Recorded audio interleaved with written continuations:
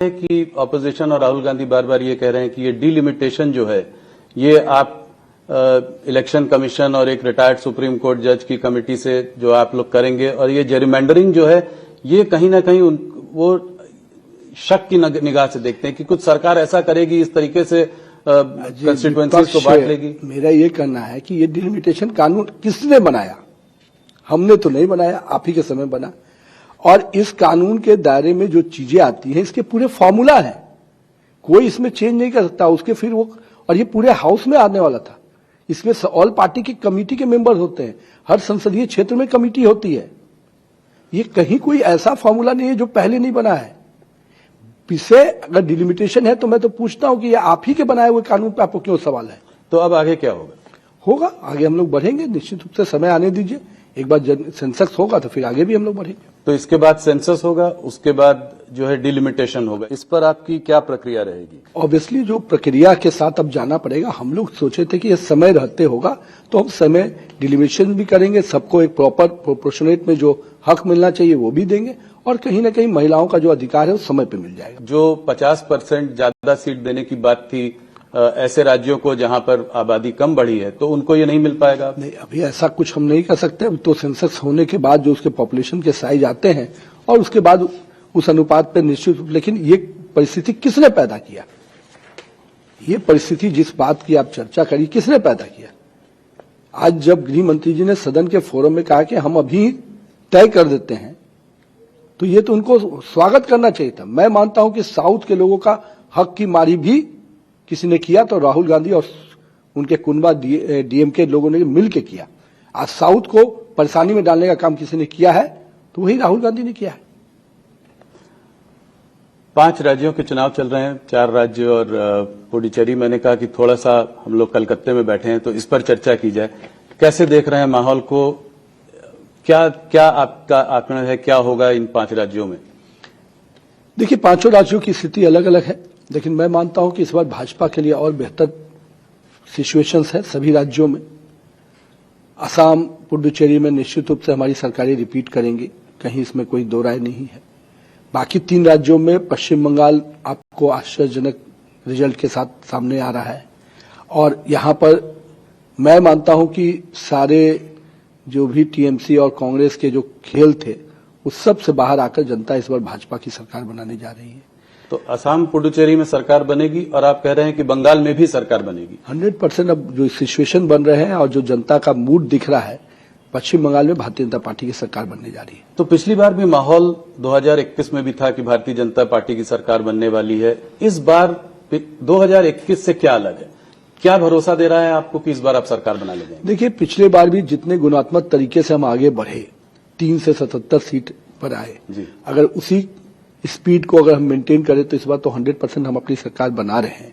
जहां तक अनुभव की बात आप कह सकते हैं, जनता कार्यकर्ता का एक जो माइंडसेट दिखता है और आम आदमी का जो रिस्पांस दिख रहा है कार्यक्रमों में, रोड शो में, गति बैठकों में, कहीं ना कहीं वो स्पष्ट है कि इस बार टीएमसी की जो अनारकी रही, जो गुंडागर्दी रही, करप्शन रहा, बांग्लादेशी घुसपैठ से आम आदमी त्रस्त है, तो ये सारे मुद्दे निश्चित रूप से टीएमसी के पूरे अगेंस्ट जा रहे हैं और भारतीय जनता पार्टी इन मुद्दों की लड़ाई लड़ी है, तो निश्चित रूप से अग्रणी रूप से हम इसमें आगे बढ़ेंगे।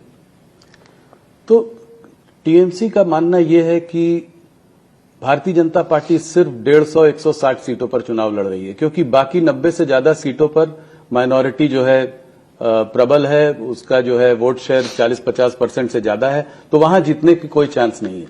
तो इस बार आप हिंदू वोट कंसोलिडेशन देख रहे हैं, इस लेवल पर देख रहे हैं कि आपको बहुमत मिल जाएगी?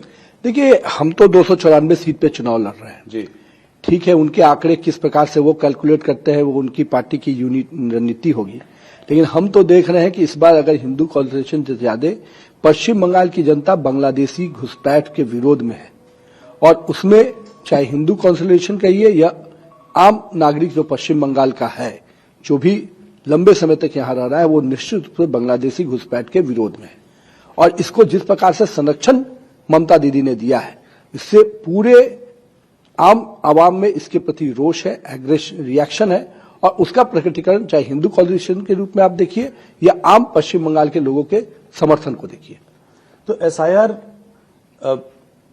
टीएमसी का मानना है कि ये दो फैक्टर हैं जो कि पूरा एक इंस्टीट्यूशनल तरह का कैप्चर हो गया है। इलेक्शन कमीशन आपके साथ है, सीबीआई, ईडी की रेड्स तमाम चारों तरफ चल रही हैं और उनके समर्थकों पर चल रही हैं, भारतीय जनता पार्टी के समर्थकों पर नहीं चल रही, तो उनके तमाम ये चल रहा है।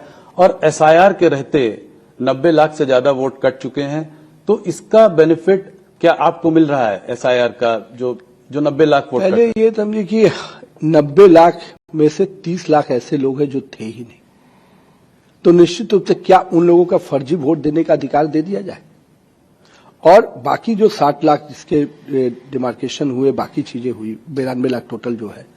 सबसे महत्वपूर्ण बात यह है कि दीदी के ही प्रशासन के डीएम एसडीओ है ना जी, तो आपके प्रशासन के डीएम एसडीओ ने फाइंड आउट करके अगर 92 लाख दिया तो ये तो आपके मशीनरी का है। कहां इसमें इलेक्शन कमीशन आ रहा है? इलेक्शन कमीशन की कोई भी मशीनरी जिला प्रशासन और स्थानीय प्रखंड से आती है, कोई उसकी अपनी मशीनरी नहीं होती है। अब उस मशीनरी ने ही 92 लाख डिलीशन के लिए अगर आगे प्रस्ताव बढ़ाया तो इसमें दीदी को बेचैन क्यों होना चाहिए? और 92 लाख अगर जा रहे हैं तो उसके अगेंस्ट तो आप कहां कहां दरवाजा नहीं खटखटाई, वहां से भी क्या जवाब मिला? आप क्यों वैसे लोगों की चिंता कर रही थी जो यहां है ही नहीं? क्या मंशा थी आपकी? तो आप क्या कहना चाह रहे हैं कि जो लोग यहां थे ही नहीं, जो इसमें आए हैं, उनका वोट ये लोग फर्जी डाल रहे थे? अरे कह नहीं रही, यही तो बात है, यही चीज की वकालत कर रही है दीदी। जो लोग है नहीं उनके वोट की वकालत, ये तो कहीं ना कहीं आम आदमी को समझ में आने वाली बात है कि उनकी वकालत जो है नहीं, ये किस उद्देश्य से किया जा रहा है? मंशा स्पष्ट नजर आ रही है। वो कह रहे हैं कि माइनॉरिटी वोट बैंक से आपने जो है वो काट दिए हैं, तो इसलिए उनके जो वोटर्स थे वो उनका आप काट कर जीतना चाहते हैं। बांग्लादेशी घुसपैठिए जो होंगे निश्चित रूप से उनका नाम कटेगा। अब वो माइनॉरिटी है कि मेजोरिटी है ये वो समझे, लेकिन स्पष्ट रूप से हम इस देश के नागरिकों के प्रति जवाबदेह है, हम विदेश से आए हुए बांग्लादेशी घुसपैठियों के प्रति जवाबदेह नहीं है। 27